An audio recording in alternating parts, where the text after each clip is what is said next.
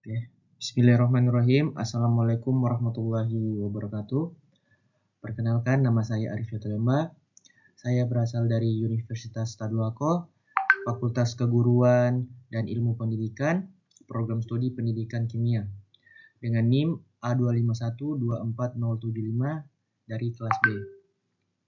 Adapun tujuan saya membuat video ini yaitu untuk memperkenalkan kepada teman-teman sekalian mengenai hukum ketiga termodinamika, khususnya untuk memahami entropi pada nol mutlak.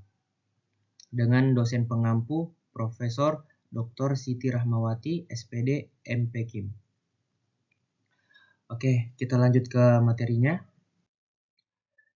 Jadi, teman-teman, apa itu termodinamika? Jadi, termodinamika merupakan ilmu yang membahas energi dan entropi.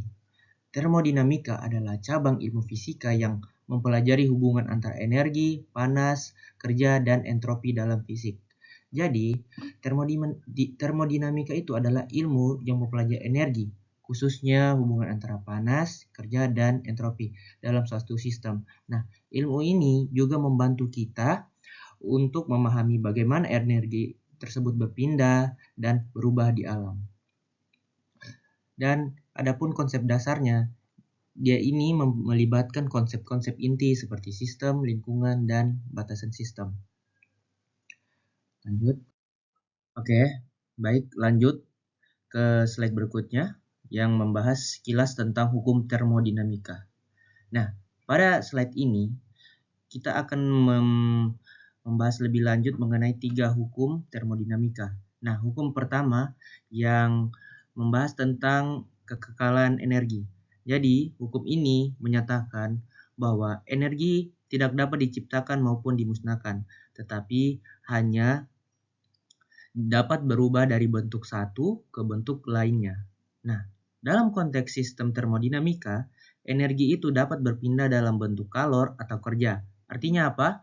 Artinya, jika suatu sistem menerima kalor, maka energi tersebut akan digunakan untuk melakukan kerja atau meningkatkan energi internal sistem.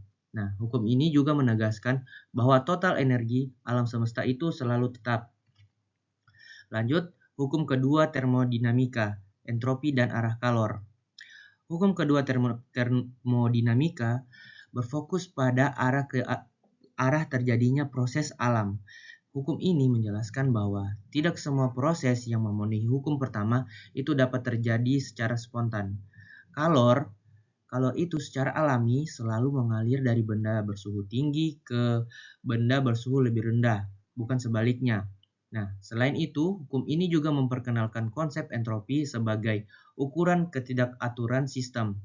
Dan dalam setiap proses spontan, entropi total sistem dan lingkungan itu akan meningkat, yang berarti sistem cenderung menuju keadaan yang lebih tidak teratur. Nah, pada hukum termodinamika yang ketiga.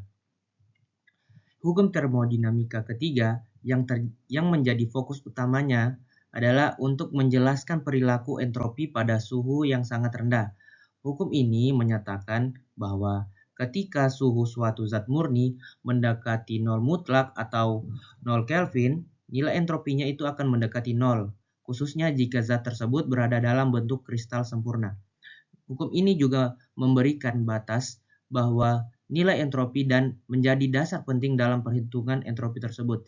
Jadi teman-teman, secara keseluruhan, hukum termodinamika 1, 2, dan 3 ini berfungsi sebagai jembatan kita untuk menghubungkan hukum-hukum dasar termodinamika dengan pembahasan lebih mendalam tentang hukum 1, 2, dan 3. Dengan memahami ketiga hukum ini, kita bisa melihat bahwa energi itu dapat dilestarikan dan bagaimana arah proses itu ditentukan, serta bagaimana keteraturan maksimum suatu sistem itu dapat dicapai pada kondisi ekstrem. Oke, kita lanjut ke slide berikutnya mengenai pernyataan hukum ketiga termodinamika. Nah, teman-teman, pada slide ini kita masuk ke inti pembahasan hukum ketiga termodinamika secara keseluruhan. Nah, hukum ini membahas perilaku entropi suatu zat ketika suhunya mendekati 0 mutlak atau 0 Kelvin. Entropi 0 pada kristal sempurna. Entropi suatu zat murni dalam keadaan kristal sempurna itu pada suhu 0 mutlak Kelvin adalah 0. Hukum ketiga termodinamika menyatakan bahwa entropi suatu zat murni dalam bentuk kristal sempurna pada suhu 0 mutlak itu adalah 0. Artinya apa? Artinya, pada kondisi ini, partikel-partikel seperti atom atau molekul itu tersusun sangat teratur dan tidak ada posisi alternatif bagi partikel. Dan sistem itu hanya memiliki satu kemungkinan susunan mikroskopik. Kenapa? Karena entropi menggambarkan tingkat ketidakaturan, maka ketika keteraturan tersebut mencapai kondisi maksimal, entropi menjadi minimum atau dengan kata lain 0. Kemudian yang kedua, penghentian proses termodinamika. Pada suhu 0 mutlak, energi kinetik itu mencapai titik nilai terendah dan gerakan translasi, rotasi, vibrasi partikel secara klasik itu dianggap berhenti dan tidak terjadi perpindahan panas maupun perubahan energi secara makroskopik. Dan kondisi ini menyebabkan semua proses termodinamika berhenti karena tidak ada lagi energi yang dapat digunakan untuk melakukan kerja atau memicu perubahan sistem. Lanjut yang ketiga, dasar penentuan entropi absolut. Hukum ketiga termodinamika itu sangat penting karena yang pertama, hukum ini menjadi fondasi untuk menentukan nilai entropi absolut suatu zat, yang mana menyediakan titik acuan absolut untuk entropi. Kemudian memungkinkan perhitungan entropi absolut suatu zat pada suhu tertentu dan juga biasa digunakan dalam perhitungan sifat termodinamika lanjutan seperti energi bebas Gibbs dan kesetimbaan reaksi. Nah, tanpa hukum ketiga termodinamika ini, entropi itu hanya dapat dihitung sebagai perubahan relatif, bukan nilai mutlak. Oke, lanjut ke slide berikutnya. Oke, baik, ke slide berikutnya, yaitu mengapa entropi pada 0 itu mutlak. Jadi teman-teman, pada suhu 0 mutlak, energi termal sistem itu berada pada kondisi yang paling rendah. Nah, atom atau molekul itu di dalam zat itu hampir tidak memiliki energi untuk bergerak secara acak. Akibatnya apa? Akibatnya partikel-partikel tersebut tersusun dalam posisi yang sangat teratur dan stabil, terutama jika zat tersebut berbentuk kristal sempurna. Dalam kondisi ini, sistem mencapai keteraturan maksimal. Setiap atom itu berada pada posisi yang pasti dan tidak berpindah-pindah, karena entropi merupakan ukuran tingkat ketidakaturan atau jumlah kemungkinan susunan mikro atau mikrostat. Maka keteraturan yang sangat tinggi itu menyebabkan jumlah kemungkinan susunan menjadi minimum. Dan secara teori, pada kristal sempurna, di suhu 0 mutlak itu hanya terdapat satu kemungkinan susunan atom. Artinya apa? Artinya, sistem tidak memiliki alternatif konfigurasi lain. Dengan hanya satu konfigurasi yang mungkin, maka nilai entropi sistem itu menjadi 0 sesuai dengan definisi hukum ketiga termodinamika. Namun, adapun tantangan praktisnya, untuk mencapai kristal sempurna pada 0 mutlak itu sangat sulit karena getaran atom kuantum yang tak terhindarkan. Penting juga kita pahami bahwa kondisi ini adalah kondisi ideal. Dalam praktiknya, mencapai 0 mutlak itu sangat sulit. Kenapa? Karena masih ada getaran atom akibat efek mekanika kuantum atau zero point energy. Oleh karena itu, pada eksperimen nyata, entropi itu biasanya hanya bisa mendekati 0, tapi tidak benar-benar mencapai 0 mutlak. Jadi kesimpulannya, entropi itu bernilai 0 mutlak karena gerakan acak partikel itu hampir tidak ada. Pertama, kedua, struktur atom itu sangat teratur. Ketiga, jumlah kemungkinan susunan mikro minimal. Dan sistem berada pada keadaan energi yang paling rendah atau stabil. Oke, lanjut ke slide berikutnya. Oke, lanjut. Persamaan entropi dan kekacauan sistem. Nah, pada slide ini kita akan membahas rumus dasar entropi yang menghubungkan entropi dengan tingkat kekacauan sistem secara mikroskopis, yaitu di sini S sebagai entropi, K-nya sebagai konstanta Boltzmann, dan W itu adalah jumlah konfigurasi mikro. Oke. Hubungan kekacauan dan entropi. Semakin besar nilai W, artinya semakin banyak kemungkinan posisi dan energi partikel, dan sistem semakin tidak teratur, serta nilai entropinya semakin besar. Nah, sebaliknya, jika W-nya kecil, susunan partikel itu terbatas, dan sistemnya lebih teratur, dan entropinya menjadi rendah.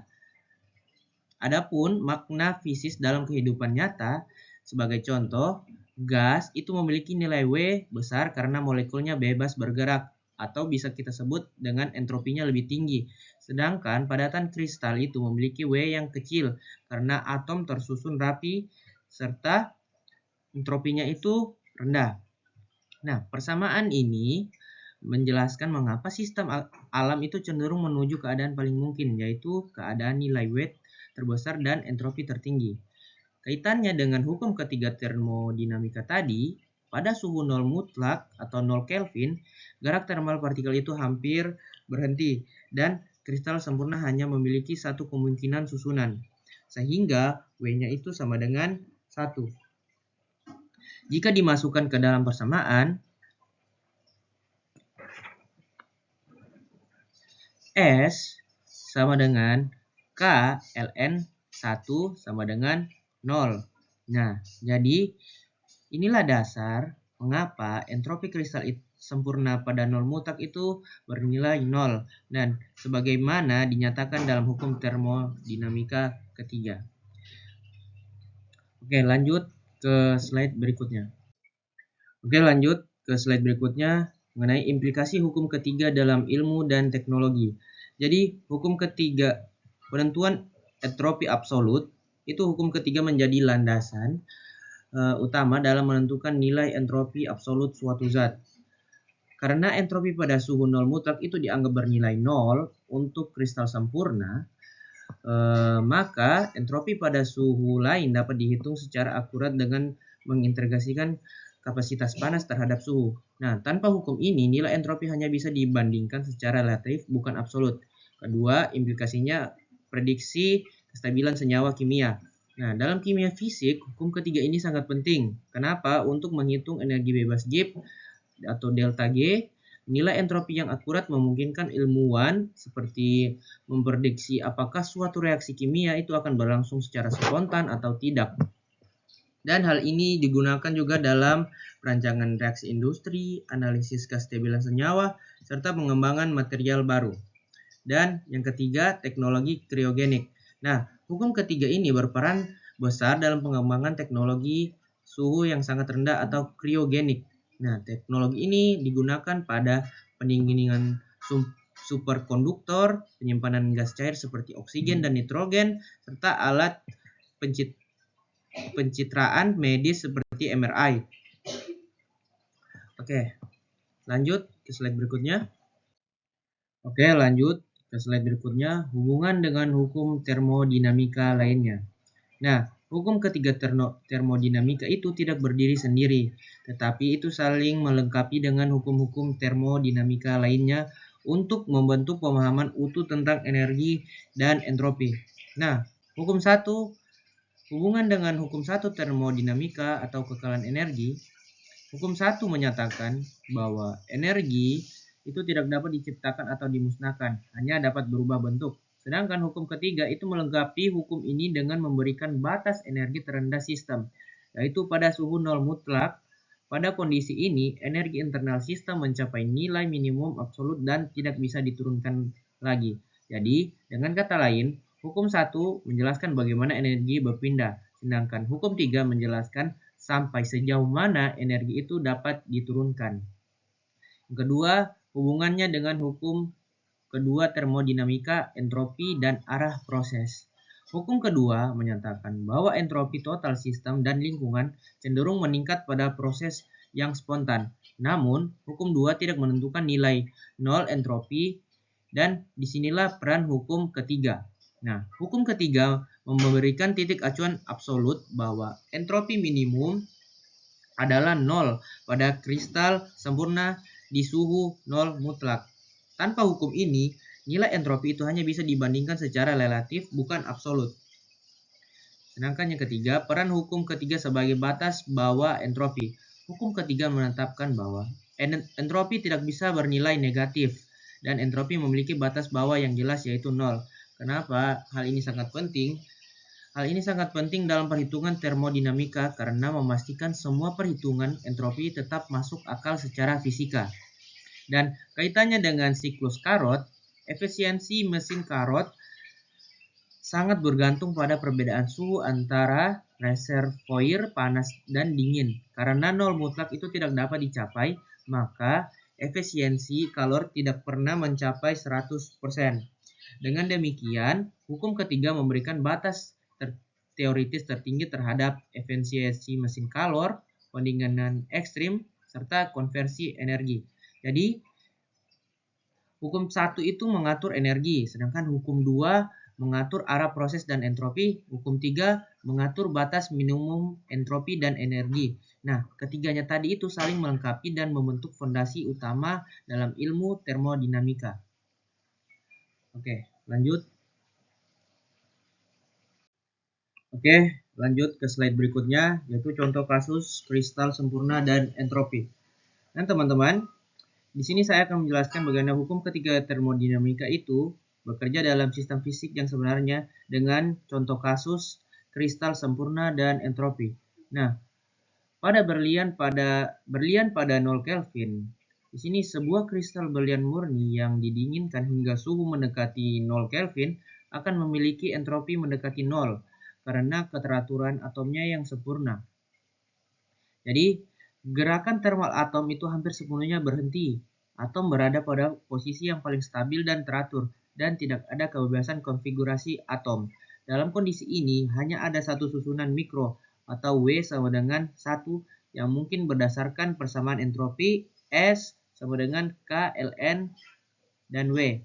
Karena Ln-nya 1 sama dengan 0, maka entropi kristal tersebut mendekati 0, dan hal ini sesuai langsung dengan pernyataan hukum ketiga termodinamika. Kedua, perbandingan zat amorf dan kristal.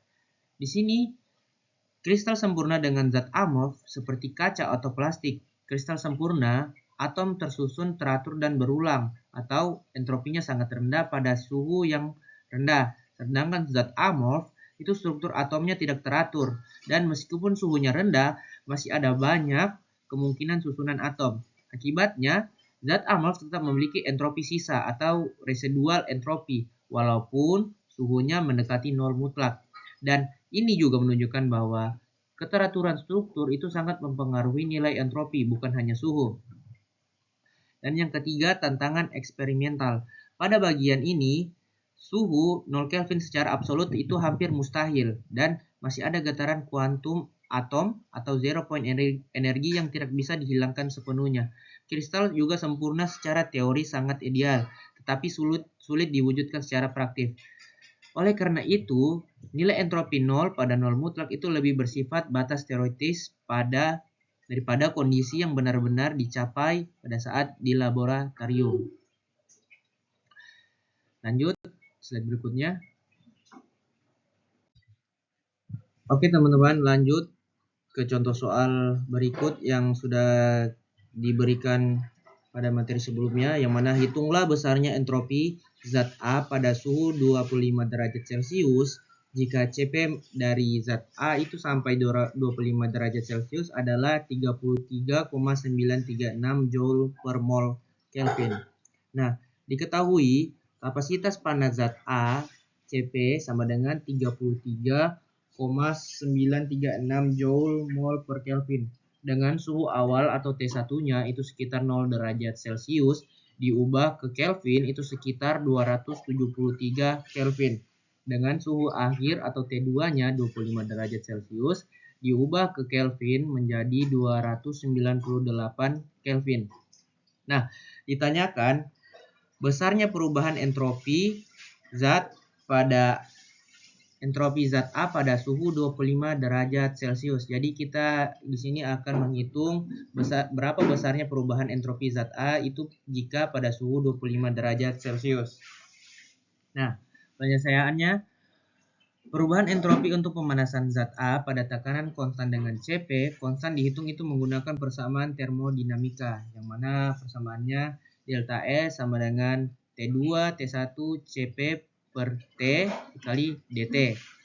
Karena Cp bernilai konstan, maka persamaannya menjadi delta S sama dengan Cp ln T2 per T1.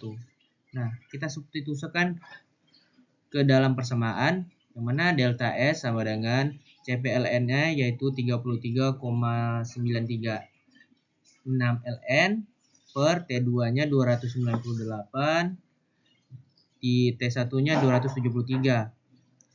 Maka didapatkan hasil 33,936 dikali 0,0876, maka menghasilkan delta S sama dengan 2,97 Joule mol per Kelvin. Jadi besarnya perubahan entropi zat A dari suhu 0 derajat Celcius sampai 25 derajat Celcius itu adalah sekitar 2,97 Joule mol per Kelvin. Oke teman-teman, kita sampai kepada kesimpulan. Jadi, hukum ketiga termodinamika menyatakan bahwa entropi suatu zat murni dalam keadaan kristal sempurna itu akan mendekati nol ketika suhu mendekati nol mutlak. Hukum ini memberikan batas fundamental bagi nilai entropi dan menjadi dasar dalam penentuan entropi absolut. Dan melalui konsep keteraturan mikroskopik dan persamaan entropi, hukum ini menjelaskan hubungan antara struktur materi, suhu, dan ketidakaturan sistem. Dan selain melengkapi hukum termodinamika lainnya, hukum ketiga ini memiliki peran penting dalam pengembangan ilmu kimia, fisika, dan teknologi modern, terutama pada sistem bersuhu yang sangat rendah. Jadi sekian saja pemaparan presentasi dari saya. Adapun kesalahan kata maupun kurang lengkapnya, saya mohon maaf. Saya akhiri, wabillahi taufik wal hidayah. Wassalamualaikum warahmatullahi wabarakatuh. Sekian, terima kasih.